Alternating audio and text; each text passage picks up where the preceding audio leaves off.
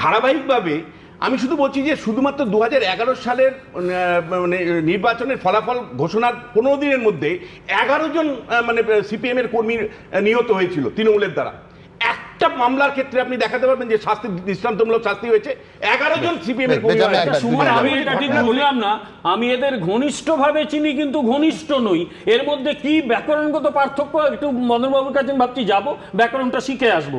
এই রাজ্যের কি হাল, একজন এমএলএ গুলির ভয় পাচ্ছেন, উনি নিজে বলছেন আমাকে গুলি করতে হবে। উনি এই কথা এর আগেও বলেছিলেন, যখন ওনার কাউকে একটা ভর্তি করা হয়নি, উনি চাচামেচি করেছিলেন গিয়ে পিজিতে, বললেন আমার ফ্যামিলিটা যেন ঠিকঠাক থাকে, পুরনো ফুটেজ দেখালে এটা পাওয়া যাবে। আর সবচেয়ে বড় কথা, উনি জয়ন্তর কানে কানে কিছুটা বলছিলেন না, আমি শুনেছি কানে মন্ত্র দেওয়া হয় যারা মন্ত্র নিতে চায়। উনি কি এখন মদন বাবা পরিণত হয়েছেন নাকি? আমি শুধু একটাই কথা বলবো যে মদন বাবু যদি এখন প্রকাশ্যে বলেন যে আমি তাকে ঘনিষ্ঠ হতে পারে, ঘনিষ্ঠ না, যা উনি বললেন, এখানে মদন বাবুকেও নৈতিক দায় নিতে হবে।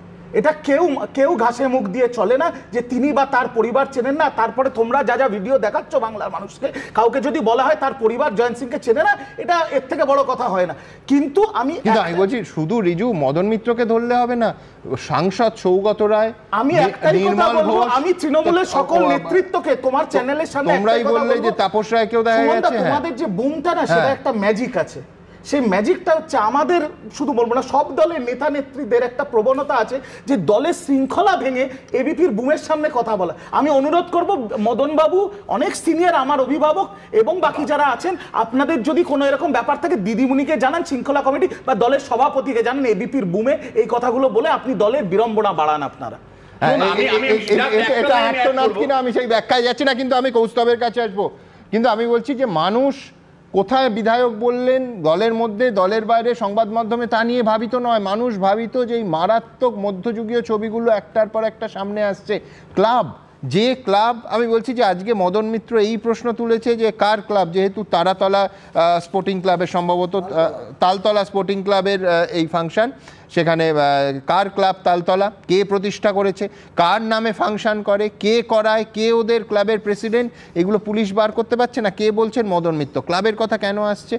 কৌস্তব, এই আর্থিক অনুদান যখন ক্লাবগুলোকে দেয়া হলো, প্রথমে এককালীন 2 লক্ষ টাকা এবং তারপরে পরবর্তীকালে 3 বছরে 1 লাখ করে, মোট 5 লাখ টাকা, যেটা কোভিড পর্ব অবধি টানা চলে আসে। দুর্গাপুজোর কমিটিগুলো যেটা 60,000 থেকে এখন বাড়িয়ে 70,000 হয়েছে সম্ভবত। যে এই ক্লাব পলিটিক্সকে নিয়ন্ত্রণ করে রাজনীতির ছাতার তলায় এনে এইভাবে ব্যবহার করার অভিযোগ কিন্তু তখন থেকে উঠেছে। কৌস্তব, শুরুতে বলবো, রিজু যে কথা বলেছে না যে শৃঙ্খলা রক্ষা কমিটির দায়িত্ব কেন মদন মিত্র নিচ্ছেন, দিদিকে বলুন, মানে দিদিকে বলেছে রিজু। তো কী করবে তৃণমূলের নেতারা? শৃঙ্খলা রক্ষা কমিটির চেয়ারম্যান তো জেলে আছে 50 কোটি টাকা নিয়ে, তো নিজেরাই শৃঙ্খলা রক্ষা করছে। বলছেন আমি মদনবাদ, আজকে মদনবাদের প্রতিষ্ঠা হলো, মানে ঘনিষ্ঠভাবে চিনি কিন্তু উনি আমার ঘনিষ্ঠ নয়। নতুন শুনছি এসব।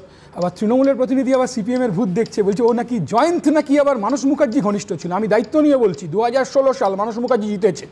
16 সালে সকালবেলা তুমি এবিপির ক্লিপিং দেখাও, এই জয়ন্ত সিংরা ভোট ক্যাপচার করতে যাচ্ছিল সেই দিন সকালে 16 সালের ক্লিপিং দেখাও। কারণ আমি সন্ধ্যাবেলা তোমার চ্যানেলে এসেছিলাম, আমি প্রার্থী ছিলাম।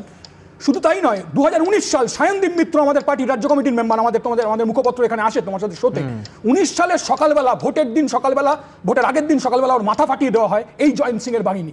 এই জয়ন্ত সিং কোনোদিন মানস মুখার্জির সাথে ছিল না, মিথ্যের প্রলাপ বলা হচ্ছে। ছিল কার সাথে? ওই নির্মল ঘোষের সাথে, বিশিষ্ট ওয়াগান ব্রেকার, যে পরবর্তীকালে তৃণমূলের এমএলএ হয়েছে। নাম করে বলছি, ওয়াগান ব্রেকার তৃণমূলের এমএলএ হয়েছে, তারই এই সব ঘনিষ্ঠ হচ্ছে জয়ন্ত সিংরা। প্রশ্নটা সেটা না সুমনদা। সুমনদা, ভিডিওটা এলো কোথা থেকে? তুমি ভালো করে তদবির করে মানে খোঁজ নিয়ে দেখো তো, এবিপি আনন্দ বের করুক এটা। আসলে তৃণমূলের বকরা, ওখানে যারা তৃণমূলের লোক তারা এই ভিডিও তুলেছিল। আজকে তৃণমূলের A team, B team, C team, D team, তাদের নিজেদের মধ্যে টাকা নিয়ে বকরা, যে বলেছেন না এই আমাদের বিমল বাবু স্যার, ক্লাবের মধ্যে তো অন্য কেউ তোলার সুযোগ নেই, ভালো কথা বলেছেন, কোনো মিডিয়া তুলতে পারে না ক্লাবের মধ্যে, মানে ক্লাবের ছেলেরা ওই যারা মারছে তাদেরই কেউ তুলেছে। আমি তো সেই কথাটাই বলছি, আমি তো সেই কথাটাই বলছি, তারা তুলেছে তাদের বকরা, এখন তারা হচ্ছে সেটাকে বাইরে দিয়ে দিচ্ছে, তারা বকরা পাচ্ছে না, জয়ন্ত সিং একাধিপত্য হয়ে যাচ্ছে বলে দিয়ে দিচ্ছে। বিমলদা একটা অসাধারণ কথা বলেছে। বিমলদা বলেছে দেখবেন আজকে তৃণমূল ক্ষমতায় আছেন, তৃণমূল যেদিন ক্ষমতা থাকবে না তৃণমূলটা ফিনিশ হয়ে যাবে, মানে গোটাটা বিজেপিতে চলে আসবে। কে তৃণমূল, দেখুন কে তৃণমূল কে বিজেপি হয়ে যেতে পারে, জয়ন্ত সিংরা বিজেপি হয়ে যেতে পারে, কে তৃণমূল কে বিজেপি আপনি বুঝতে পারবেন না। দেখুন আপনি ভিডিওটা একবার চালান, দেখবেন শুধু মদনের ছেলে ওখানে নেই, শুধু সৌগতবাবু ওখানে নেই, বিশিষ্ট ওয়াগান ব্রেকার নির্মল ঘোষ ওখানে নেই, ওখানে দেখুন তাপস রায় ওখানে বসে আছেন। আমাদের কথা হচ্ছে এই সময় দাঁড়িয়ে এই ভিডিওটা সামনে এলো, আমি আত্মসমালোচনা করব, এটা ঠিক সমালোচনা করতে হবে, যে এই ভিডিও এতদিন বাদে এলো, মানুষের, আমরা ওখানে খবর পেলাম না, এই আত্মসমালোচনা আমরা করব, কিন্তু এর সাথে যে কথা বলবো, মানুষের কি অবস্থা হয়েছে, যে মানুষ এরকমভাবে মার খেলো, সে পুলিশের কাছে গেল, তুমি কল্পনা করো পুলিশের কাছে গেল, পুলিশও ফেরত পাঠিয়ে দিল, কারণ পুলিশরাও এখন, পুলিশও বুঝতে পেরেছে তৃণমূলের সম্পদ কারা। তৃণমূলের সম্পদ হচ্ছে এই জয়ন্ত সিংরা আর মমতা ব্যানার্জি। আনোয়ার সারোডে বলেছিলেন আমি গুন্ডা কন্ট্রোল করি, এই বাহিনী মদন মিত্রের না, এই বাহিনী হচ্ছে অভিষেক এবং মমতা ব্যানার্জির বাহিনী। নির্বাচিত একজন জনপ্রতিনিধিকে তুমি ওয়াগান ব্রেকার বললে, রিজু।